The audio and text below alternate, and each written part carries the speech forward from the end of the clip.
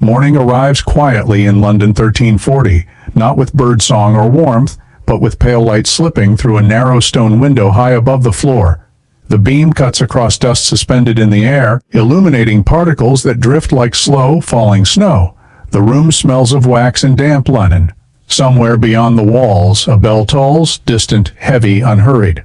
Inside, this hospital time does not rush. It lingers. A wooden table stands near the window. Upon it rests a glass flask, round, bellied, and delicate, filled with liquid the color of dark honey.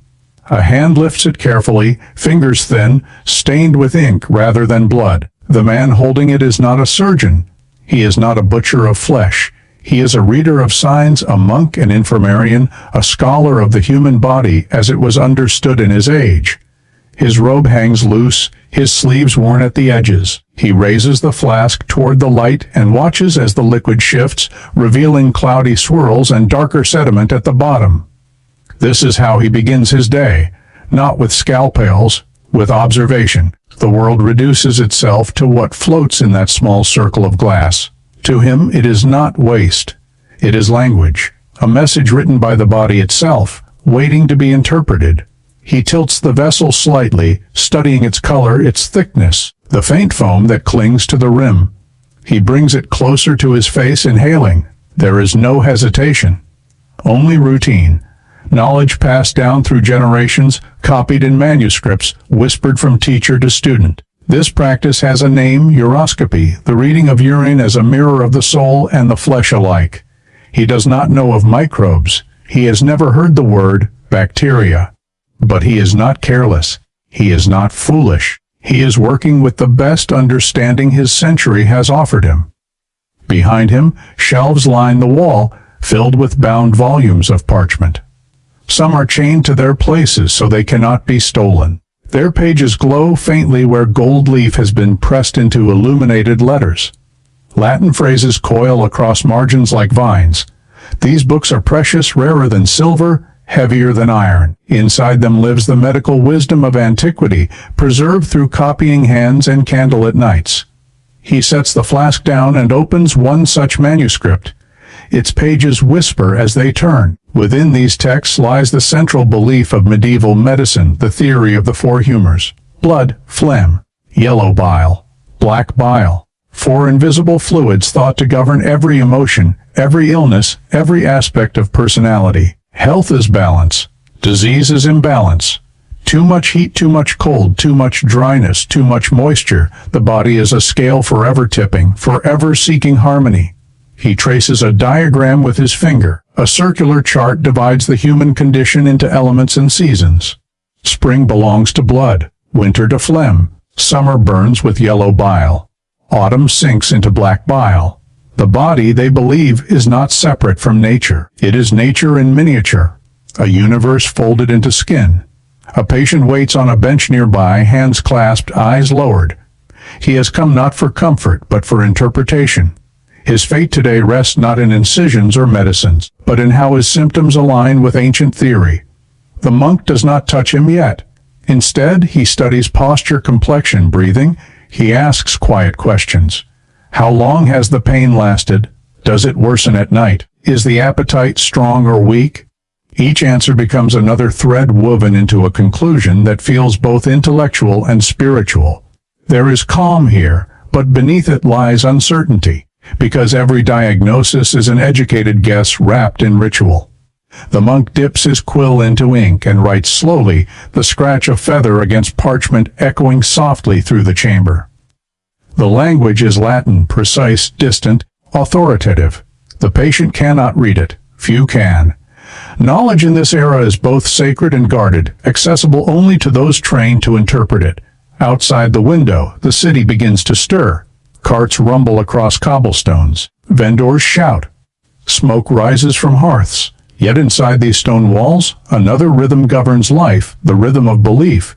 The monk finishes his notation and closes the book with gentle finality. He looks once more at the flask, at the swirling amber within, as though it might change its story if observed long enough. He is not cruel, he is not negligent, he is certain. And certainty is powerful, even when misplaced. The diagnosis is complete. The imbalance has been named. The solution, however, is another matter.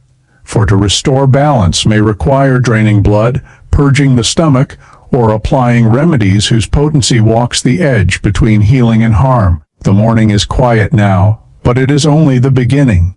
Soon the halls will fill with footsteps, with groans, with whispered prayers and hurried preparations. For now, though, there is only the light, the manuscript, and the fragile confidence of a man who believes he understands the hidden language of the body.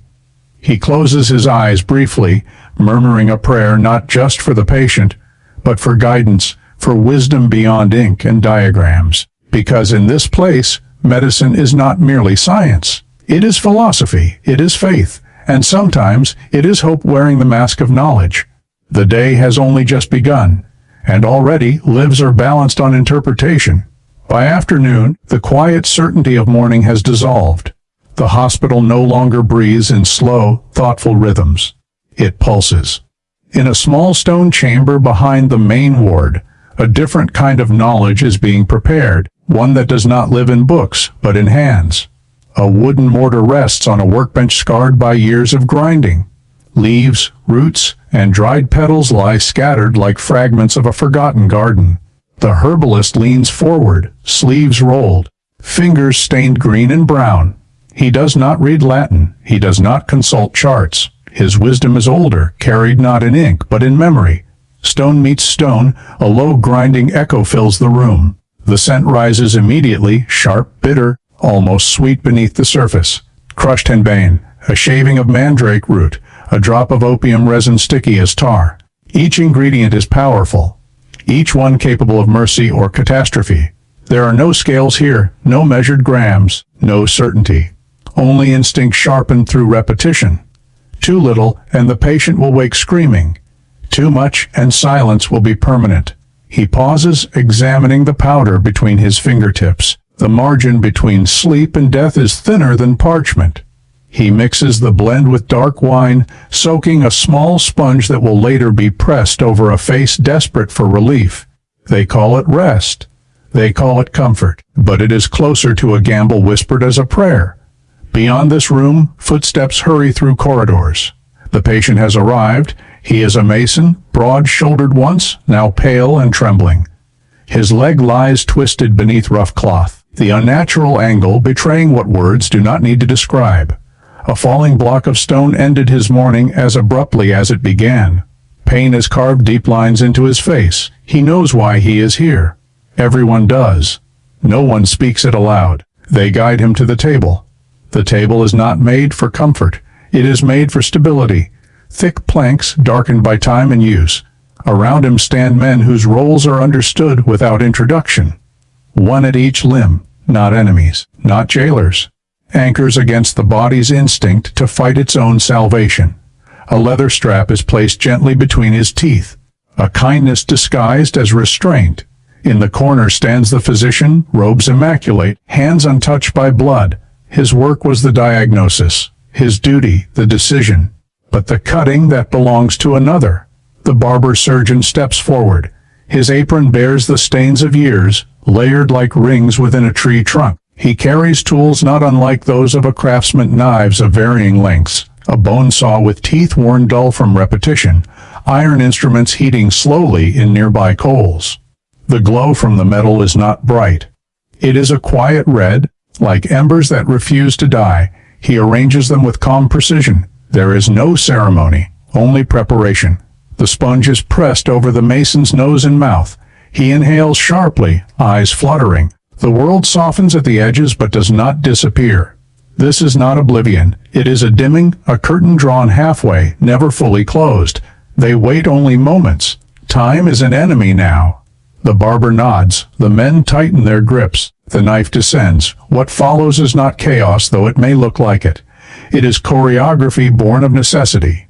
Commands are spoken in low, firm voices. Hands adjust, brace, hold. The mason's body tenses, muscles straining against inevitability. His breath becomes ragged. The room narrows to action alone. Speed is everything, not cruelty, not haste. Mercy measured in seconds. 30 heartbeats pass like thunder. The work moves swiftly, deliberately. The saw replaces the knife. The sound it makes is unforgettable, a harsh rasp that vibrates through bone and into the air itself. Sweat beads on foreheads. The herbalist watches from the doorway, fingers clasped as though prayer alone might steady the outcome. Then the iron is lifted from the coals. Its heat reaches the skin before the metal ever touches it.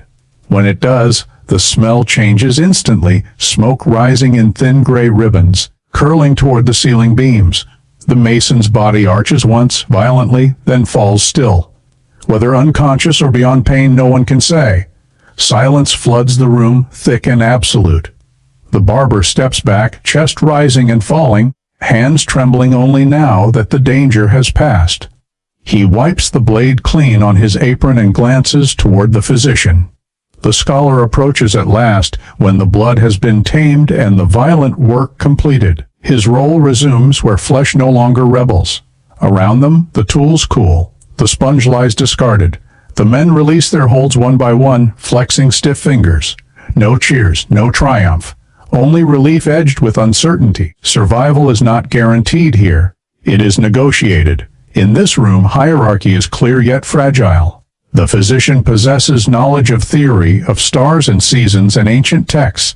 The barber possesses knowledge of muscle, bone, and the limits of endurance. One commands respect through learning.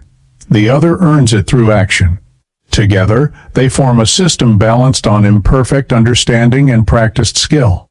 Outside, sunlight slants lower across the courtyard stones. Afternoon wanes, and with it the illusion of control.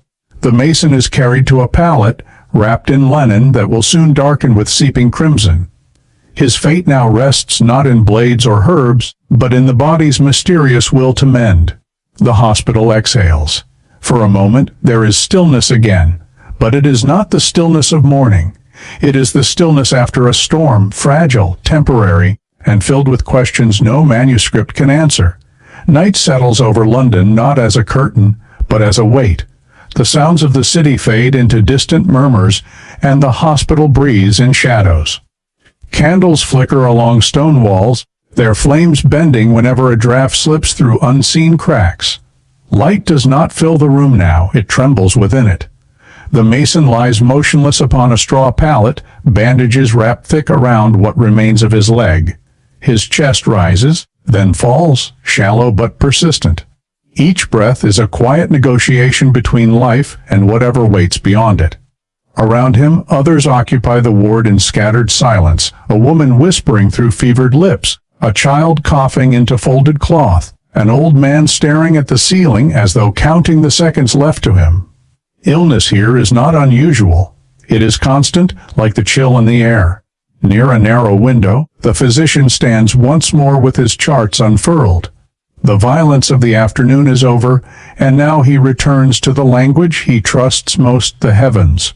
Inked diagrams reveal a human figure overlaid with constellations, each limb governed by a sign of the zodiac. The head belongs to Aries, the heart to Leo, the feet to Pisces. To him this is not superstition, it is order, a grand design mirrored in flesh. He lifts a small brass instrument toward the sky, an astrolabe, delicate and precise.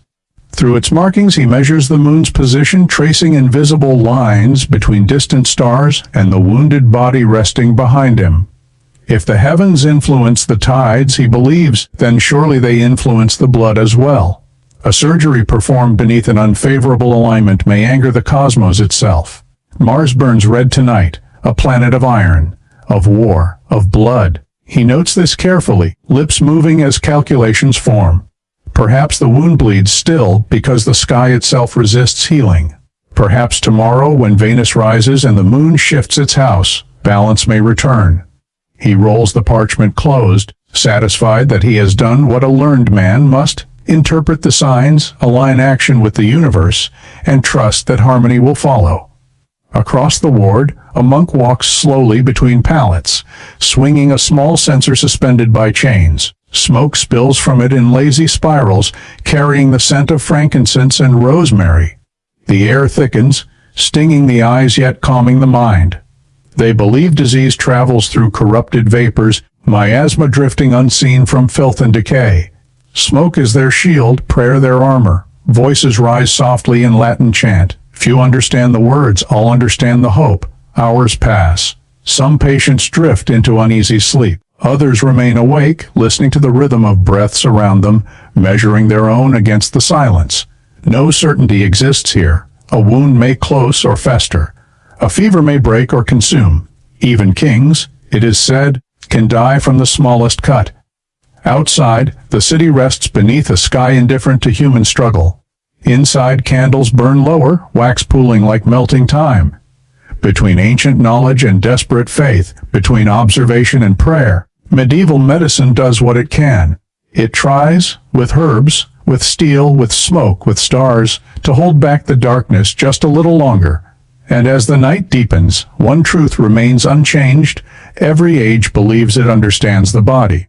Every age is only partially right. If you want to step deeper into the forgotten corners of history, into the lives, fears, and beliefs that shape the world we inherited, consider subscribing and joining the journey. Because the past is never silent, it is only waiting to be heard.